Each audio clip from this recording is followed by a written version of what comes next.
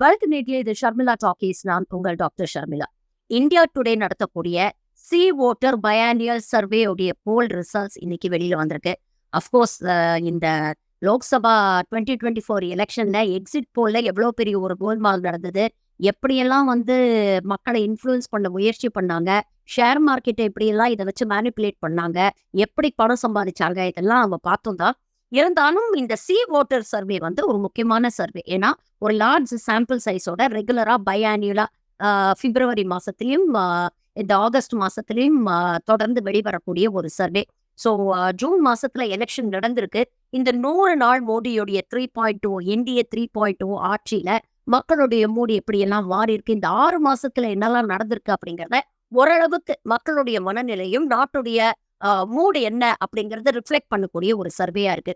இந்த சர்வேல இருக்கக்கூடிய முக்கியமான ஹைலைட்ஸ் தான் இந்த காணொலியில நம்ம பார்க்க போறோம். ஃபர்ஸ்ட் அண்ட் ஃபோர்மோஸ்ட் பாத்தீங்கன்னா, மோடியோடைய பாப்புலாரிட்டி கணிசமாக குறைந்திருக்கிறது.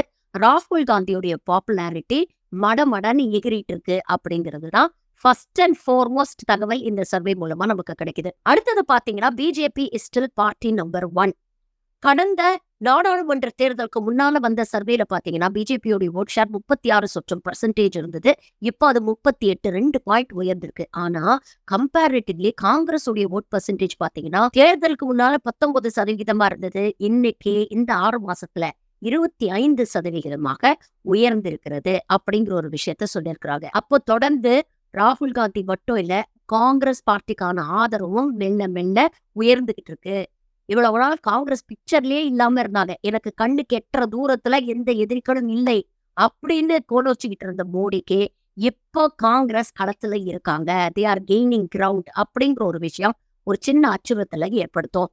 மூன்றாவது மிக முக்கியமான விஷயம் என்ன சொல்லியிருக்கிறாங்கன்னா, இன்னைக்கு லோக்சபா எலெக்ஷன்ஸ் நடந்ததுன்னா ரிசல்ட் எப்படி இருக்கும் அப்படிங்கிற ஒரு விஷயத்துல பாத்தீங்கன்னா, பிஜேபிக்கு 240க்கு பதிலா 244 சீட் கிடைச்சிருக்கும். 4 சீட் அதிகமா கிடைச்சிருக்கும்னு சொல்றாங்க. ஆனா அதே நேரத்துல காங்கிரஸ் 99 சீட் அப்படிங்கறத தாண்டி 106 சீட் வரைக்கும் ஜெயிச்சிருப்பாங்க. இதுலயும் காங்கிரஸ் நல்ல ஒரு இம்ப்ரூவ்மெண்ட் காட்டுது அப்படிங்கறத பார்த்துப்போம். ஆனா ஓவரால் என்டிஏ வர்சஸ் இந்தியா கூட்டணி அப்படிங்கிற ரிசல்ட் எடுத்துக்கிட்டீங்கன்னா, ஓரளவுக்கு லோக்சபா தேர்தல்ல வந்த ரிசல்ட் மாதிரிதான் இருக்கும். இப்போ இன்னி தேதியில லோக்சபா தேர்தல் நடந்தாலும் பிஜேபிக்கு தனி பெரும்பான்மை கிடைக்காது. ஆனா இந்தியா கூட்டணி இன்னும் பெட்டரா பர்ஃபார்ம் பண்ணும் அப்படிங்கிற ஒரு விஷயத்த பதிவு பண்ணியிருக்கிறாங்க. 4வது மிக முக்கியமான விஷயம் என்ன சொல்லியிருக்கிறாங்க அப்படின்னு பாத்தீங்கன்னா, அசெம்பிளி தேர்தல் வரக்கூடிய மாநிலங்கள்ல கிளியரா பிஜேபிக்கு ஒரு ஆன்டி இன்கம்பன்சி இருக்கு, மக்களுக்கு ஒரு அதிருப்தி இருக்கு, மக்களுடைய மனநிலை பிஜேபிக்கு எதிராக மாறி இருக்கிறது. அதுவும் ஹரியானா, மகாராஷ்டிரா போன மாநிலங்கள்ல அசெம்பிளி தேர்தல் வந்ததுன்னா இதுல கண்டிப்பா இந்தியா கூட்டணி முன்னணி வகிக்கும், இந்தியா கூட்டணி ஜெயிக்கும் அப்படிங்கிற ஒரு விஷயத்தை ப்ரெடிக்ட் பண்ணியிருக்கிறாங்க. 5th அண்ட் மோஸ்ட் இம்பார்ட்டன்டான ஒரு விஷயம் என்னன்னு பாத்தீங்கன்னா, நாட்டில் இருக்கக்கூடிய 55% மக்கள் என்ன சொல்லியிருக்கிறாங்கன்னா, unemployment is the biggest problem today அப்படிங்கிற ஒரு விஷயத்த பதிவு பண்ணியிருக்கிறாங்க. இதுலயும் கிட்டத்தட்ட 78% பேர் இது ரொம்ப சீரியஸான இஷ்யூ, இதை உடனே அட்ரஸ் பண்ண வேண்டிய ஒரு இஷ்யூ அப்படின்னு சொல்லியிருக்கிறாங்க. அப்போ மக்கள் மத்தியில மத அரசியல், விருப்ப அரசியல், பிளவுவாத அரசியல், மைனாரிட்டிக்கு எதிரான அரசியல் ஒர்க் ஆக மாட்டேங்குது. 6வது மிக முக்கியமான விஷயம் என்னன்னு பாத்தீங்கன்னா, ஒவ்வொரு மாநிலத்திலும் இருக்கக்கூடிய முதலமைச்சர்களுடைய பாப்புலாரிட்டி யூனிஃபார்மா எல்லா இடத்துலயும் குறைஞ்சிருக்கு. இதற்கு முக்கியமான காரணம் என்னன்னு சொல்றாங்கன்னா, எல்லா மாநிலங்கள்ல இருக்கக்கூடிய சீஃப் மினிஸ்டர்ஸும் கடுமையான ஆன்டி இன்கம்பன்சியை ஃபேஸ் பண்றாங்க. அது மட்டும் இல்ல, அன்எம்ப்ளாய்மெண்ட், ஒரு ஸ்டாக்னன்ட் இன்கம், பிரைஸ் ரைஸ் இதெல்லாம் மக்களிடையே ஒரு பெரிய ஃப்ரஸ்ட்ரேஷனை, ஒரு எரிச்சலை, ஒரு கோபத்தை ஏற்படுத்தியிருக்கு. அப்ப இதெல்லாம் அட்ரஸ் பண்ண வேண்டிய ஒரு கடுமையான சூழல்ல தான் இன்னைக்கு இருக்கக்கூடிய சீஃப் மினிஸ்டர்ஸ் இருக்கிறாங்க. இது அவங்களுடைய பாப்புலாரிட்டியை வெகுவாக பாதித்திருக்கிறது அப்படிங்கிற ஒரு விஷயத்த சொல்றாங்க. 7வது மிக முக்கியமான ஒரு விஷயம் என்ன அப்படின்னு பாத்தீங்கன்னா, ராகுல் Gandhi is the face of the opposition, leader of the opposition. மோடிக்கு மாற்று யார், மோடிக்கு பதிலா யார், இஃப் நாட் மோடி ஹூ அப்படிங்கிற ஒரு கேள்விக்கு இந்த சர்வே பதில் கொடுத்திருக்கு. அதாவது இந்தியா கூட்டணியில் இருக்கக்கூடிய லீடர்ஸ் எல்லாரையும் கம்பேர் பண்ணீங்கன்னா, எல்லாரை விட ராகுல் காந்தியோட பாப்புலாரிட்டி டபுள் மடங்கு இன்க்ரீஸ் ஆயிருக்குன்னு சொல்றாங்க. அதற்கு முக்கியமான காரணம் ராகுலுடைய செயல்பாடுகள். அதே மாதிரி 8வது மிக முக்கியமான ஒரு விஷயம் என்ன சொல்லியிருக்காங்கன்னா, ஒரு வித்தியாசமான கேள்வியை இந்த சர்வேல மக்கள் கிட்ட கேட்டிருக்காங்க.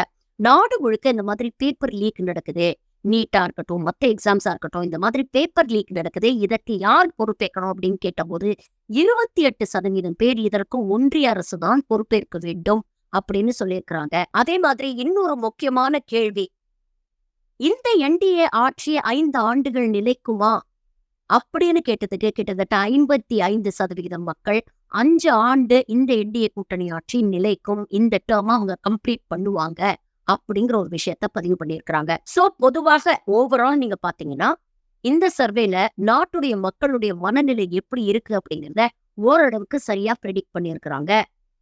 மக்கள் ஒரு மாற்றத்தை விரும்புகிறார்கள். மக்கள் ஒரு ஆரோக்கியமான ஜனநாயகம் மிக்க அரசை விரும்புறாங்க.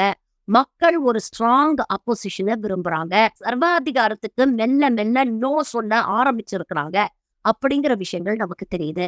காங்கிரஸ் இன்னைக்கு கணிசமான ஒரு கிரவுண்ட் கெயின் பண்ணியிருக்கிறாங்கன்னா அதுக்கு முக்கியமான காரணம் அவங்க கூட இந்தியா கூட்டணியில் இருக்கக்கூடிய ரீஜனல் பார்ட்டிஸ். பிஜேபியோட லாஸ்னால காங்கிரஸ்க்கு கெயின் இல்ல, ரீஜனல் பார்ட்டி ஸ்ட்ராங்கா இருக்கிறதுனால தான் இன்னைக்கு காங்கிரஸால இவ்வளவு கிரவுண்ட கெயின் பண்ண முடிஞ்சிருக்கு. அப்போ இனி வரும் காலங்களில் இந்த இந்தியா கூட்டணி எந்த அளவுக்கு எஃபெக்டிவா களத்துல செயல்படுது அப்படிங்கறத பொறுத்துதான் மக்களுடைய மனநிலை மேலும் மாறும். ராகுல் காந்தி கிட்ட மக்கள் ஏகப்பட்ட எதிர்பார்ப்பை வச்சிருக்காங்க. இந்த எதிர்பார்ப்பை ராகுல் காந்தியும் சரி இந்தியா கூட்டணியும் சரி நிறைவேற்றுவார்களா, மக்களுடைய மனசுல மேலும் இடம் பிடிச்சு அரசியல் களத்தை மேலும் மாற்றுவார்களா அப்படிங்கிறத இனி வரும் காலங்களில் பொறுத்திருந்து பார்ப்போம்.